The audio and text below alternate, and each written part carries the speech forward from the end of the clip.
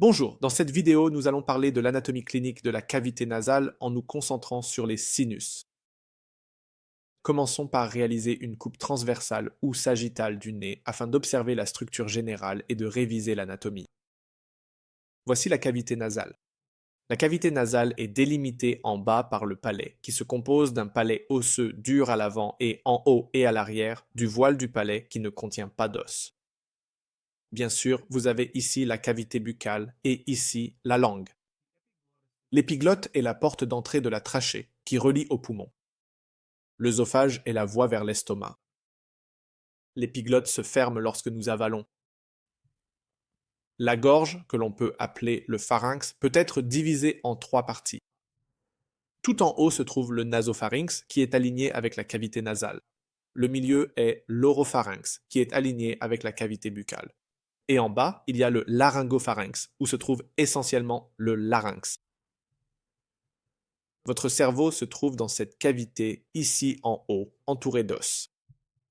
Il y a un petit trou à l'avant de notre crâne, on peut dire, et c'est en fait un sinus appelé le sinus frontal.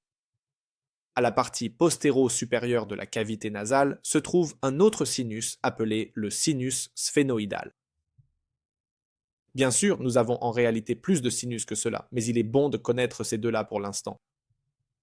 Il existe d'autres structures importantes à l'intérieur et autour de la cavité nasale. Regardons de plus près à nouveau. Donc ici encore, nous avons le nasopharynx, votre palais dur et votre palais mou. À l'arrière de la cavité nasale, située en réalité dans le nasopharynx, se trouve une petite ouverture où se draine la trompe d'Eustache, également appelée trompe pharyngo-tympanique. Cette trompe relie littéralement votre oreille moyenne à la cavité nasale. Donc, si nous devions dessiner rapidement l'oreille interne et moyenne, voici votre oreille moyenne où se trouvent vos osselets auditifs, les plus petits os de votre corps. Et voici la trompe d'Eustache, également appelée trompe pharyngo-tympanique. L'importance clinique de cela est que si vous avez une infection des voies respiratoires supérieures, cela peut ensuite provoquer une infection de l'oreille moyenne, car il existe cette trompe qui sert de porte d'entrée à l'oreille moyenne. De chaque côté de la cavité nasale, nous avons également ces structures appelées cornets, aussi connues sous le nom de concha nasale ou concha au singulier. Il y a la conque inférieure, la conque moyenne et la conque supérieure. La fonction des conques est d'aider à réchauffer et à humidifier l'air qui passe par le nez. Derrière chaque conque respective, vous avez le méate nasal. Certaines des sinus se drainent dans le méa. Cela nous montre vraiment que les sinus et la cavité nasale sont également reliés entre eux. Par exemple, le sinus sphénoïdal se draine dans le méate supérieur, derrière la conque supérieure. Le sinus frontal se draine dans le méate moyen. Nous ne pouvons pas voir les autres sinus sous cet angle car c'est trop difficile. On peut dire maintenant que la cavité nasale comporte deux segments.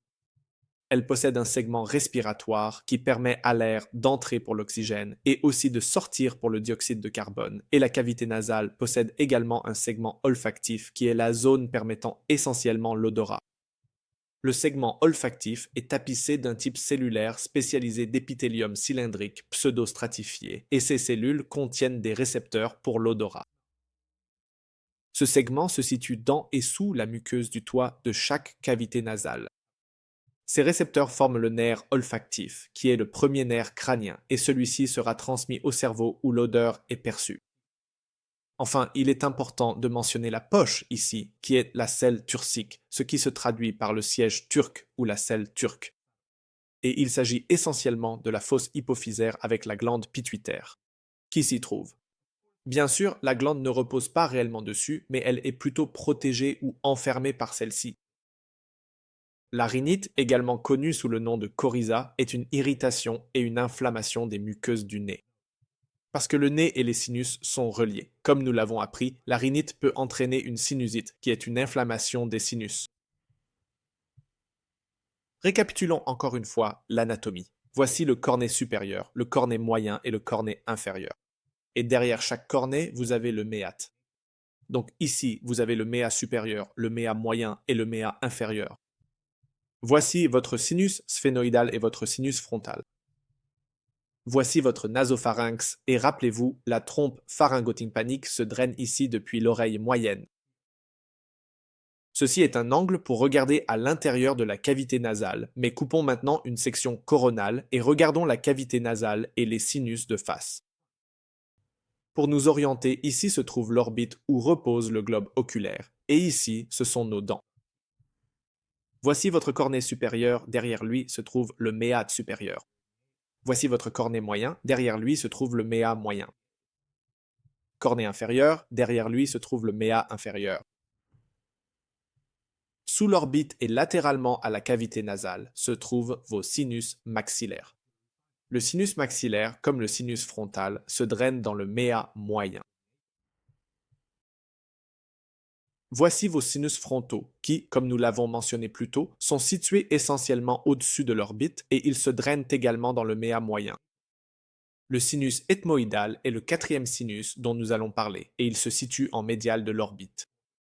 Le sinus ethmoïdal se draine dans les méas supérieurs et moyens. La sinusite, ou devrions-nous dire la rhinosinusite, est une inflammation des sinus. Un signe chez une personne atteinte de sinusite est essentiellement une rougeur ou un érythème autour de la zone où se trouvent les sinus. Ainsi, les sinus frontaux et maxillaires peuvent apparaître rouges et irrités. La physiopathologie de la sinusite, comme nous l'avons appris, peut être secondaire à une rhinite. La rhinite peut s'étendre au sinus, provoquant un gonflement et une inflammation de la muqueuse sinusienne. Parlons des complications de la sinusite. La sinusite ethmoïdale est donc une préoccupation particulière. Une infection du sinus ethmoïdal peut franchir la paroi médiale fragile de l'orbite, permettant à l'infection de se propager à l'œil, ce qui peut entraîner la cécité ou même une névrite optique. De même, la sinusite frontale peut également entraîner certaines complications, ce qui est en fait le cas de toute sinusite, mais elle peut provoquer une ostéomyélite. Pour le sinus frontal, si une infection se développe ici, elle peut envahir le cerveau, provoquant une méningite et, dans les pires cas, la formation d'un abcès. Bien sûr, ces complications sont rares, mais il est tout de même bon de les connaître.